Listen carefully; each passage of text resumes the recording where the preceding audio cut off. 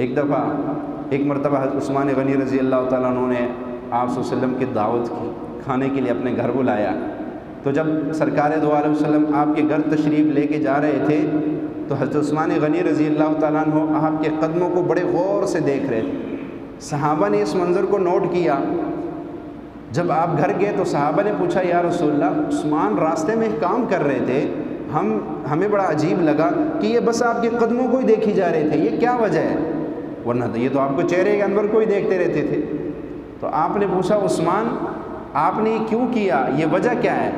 تو عثمان نے کہا یا رسول اللہ، آپ جیسے ہستی میرے گھر میں تشریف لا رہے ہیں، آپ جیسے ہستی میرے گھر میں تشریف لا رہے ہیں، میں نے اس خوشی میں آپ کے گھر سے لے کر میرے گھر تک آپ نے جتنے قدم اٹھائے ہیں میں نے وہ قدم گنتا رہا، جتنے آپ نے قدم اٹھائے ہیں اتنے میں اونٹ اللہ کے راستے میں قربان کروں۔